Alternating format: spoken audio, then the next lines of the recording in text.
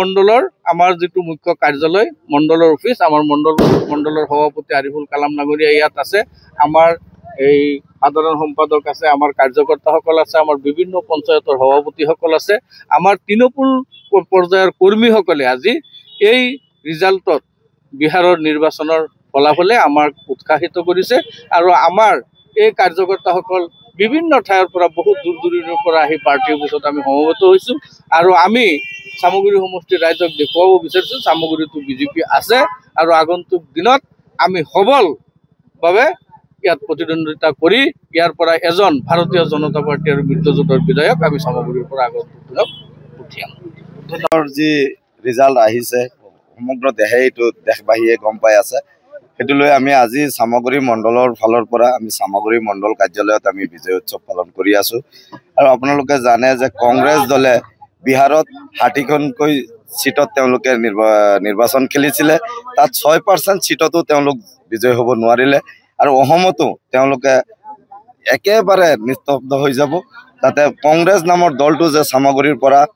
অসমৰ পৰাই নাইকিয়া হৈ যাব তেওঁলোক বৰ্তমান মিত্ৰতাত লৈ পেলাই তেওঁলোকে বিয়া কিবা এটা খেল খেলি আছে কোনে বিয়া পাতা নাই কোনে বিয়া পাতিব সেইবিলাক আমাৰ লক্ষ্য নাই আমাৰ মাননীয়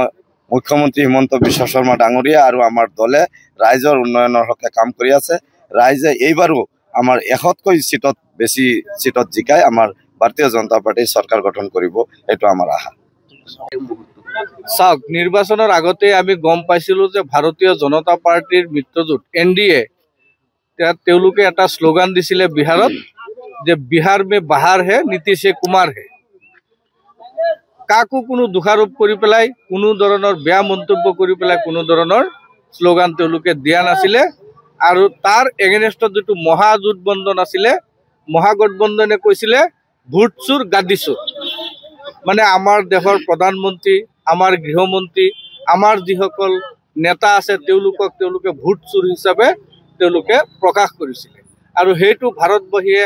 ভাৰতৰ মানুহৰ লগতে বিহাৰৰ মানুহে এই আমাৰ নেতাসকলক তেওঁলোকে চুৰ বুলি কোৱাৰ কাৰণে বেয়া পাইছে আৰু তাৰ প্ৰতিউত্তৰ তেওঁলোকে ইভিএমৰ জৰিয়তে বেলটৰ জৰিয়তে আজি বিহাৰবাসীয়ে আজি সেই কংগ্ৰেছৰ বিয়াগুম নেতাসকলক দেখুৱাই দিছে যে এইসকল প্ৰকৃততে ভাৰতৰ নেতা তেওঁলোকে ভাৰতৰ হৈ কাম কৰে নৰেন্দ্ৰ মোদী আৰু অমিত শাহ নীতিশ কুমাৰৰ প্ৰতি তেওঁলোকে বিশ্বাস তেওঁলোকে প্ৰকাশ কৰিছে আৰু সেই হিচাপে যিসকলে চুৰ বুলি কৈছিলে সেই সাউথসকলক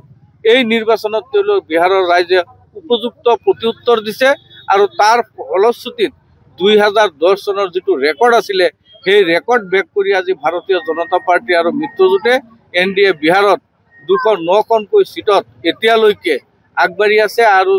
ইমান বৃহৎ জনসমৰ্থন পাই পেলাই আজি আমাৰ এনডিএ বিহাৰত চৰকাৰ গঠন কৰিছে এই চৰকাৰ বিহাৰত চৰকাৰ হোৱাৰ কাৰণে ইয়াৰ প্ৰভাৱ 100% প্ৰভাৱ অসমত পৰে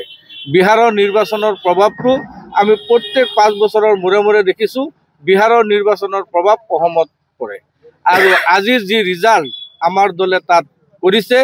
এই ৰিজাল্ট নিশ্চয় ইয়াৰ প্ৰভাৱ অসমত পৰিব আৰু আগন্তুক যি 26ৰ যি নিৰ্বাচন আছে অসমত এনডিএ আমাৰ ভাৰতীয় জনতা পাৰ্টিৰ মিত্ৰতাত যি মিত্ৰজোঁট আছে এই মিত্ৰজোঁট 100তকৈ অধিক আসন লৈ অসমত চৰকাৰ গঠন কৰিব বুলি আজি আমাৰ বিশ্বাস হৈছে আৰু সেইমতেও আমি সামগ্ৰী সমষ্টিৰ ৰাইজে আমাৰ সামগ্ৰী সমষ্টিৰ কাৰ্যকৰ্তাসকলে আজিৰ পৰা আমি দুগুণ উৎসাহেৰে কাম কৰি যাম যাতে হিমন্ত বিশ্ব শৰ্মা ডাঙৰীয়াৰ নেতৃত্বত আগন্তুক যি 100জনতকৈ অধিক এমএলএ লৈ যি চৰকাৰ গঠন কৰাৰ পৰিকল্পনা কৰিছে আমি চেষ্টা কৰিম সামগ্ৰী সমষ্টি ইয়াৰ অংশীদাৰ হ'ব পাৰে অসমত যেহেতু বিৰোধী ঐক্যমঞ্চ একগোট হৈছে তাৰ পিছতো দেখা গৈছে যি অৱস্থা বা আজি সংখ্যালঘু ৰাজ্যত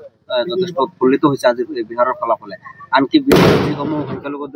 সমষ্টি আছে সেইমতে বিজেপিয়ে জয়লাভ কৰিছে অসমত কাৰ নেতৃত্বত বিৰোধীসকলে গোট হৈছে কংগ্ৰেছৰ নেতৃত্বত হৈছে কংগ্ৰেছে 2খন সিটত আগবাঢ়ি আছে এতিয়ালৈকে বিহাৰত গতিকে যি দলৰ নেতাজনে দলৰ দায়িত্ব লোৱাৰ পিছত আজি মই মিডিয়াত শুনিছো 44 ইলেকশ্যনত হাৰিছে গতিকে সেইটো দলৰ নেতৃত্বত ইয়াত যে মিত্ৰজোঁট গঠন কৰিব বিচাৰিছে ইয়াত কেইজন এমএলএ আছে ৰাষ্ট্ৰীয় দলৰ এজন আছে এইটো হেহলৈকে থাকে না নাই ঠিক নাই জাতীয় পৰিষদৰ কোনো এমএলএ নাই লেফট পাৰ্টিৰ এজন MLA আছে গতিকে এওঁলোক মানে ৰাজনৈতিক দল বুলি মই নকওঁ আমাৰ মুখ্যমন্ত্ৰী ডাঙৰীয়াই কৈছে এইটো এটা ক্লাব এই প্ৰত্যেক কেইবাটাও ক্লাব লগ লাগি পেলাই এটা মিত্ৰজোঁট দল গঠন কৰিব বিচাৰিছে আৰু তেওঁলোকে হোটেল ৰাজনীতি আকৌ আৰম্ভ কৰিছে চাহ মেলৰ ৰাজনীতি আৰম্ভ কৰিছে আৰু এইটোৱে চলি থাকিব মুখ্যমন্ত্ৰী হিমন্ত বিশ্ব শৰ্মা ডাঙৰীয়াই কৈছে যে তেওঁলোকে হোটেল ৰাজনীতি কৰিব চাহ মেল কৰিব আমাৰ কাৰ্যকৰ্তাসকলে মানুহৰ ঘৰে ঘৰে গৈ ৰাজনীতি গতিকে আমি মানুহৰ ঘৰে ঘৰে গৈ ৰাজনীতি কৰা আৰম্ভ কৰিম তেওঁলোকে চাহ মেল কৰি ৰাজনীতি আৰম্ভ কৰিম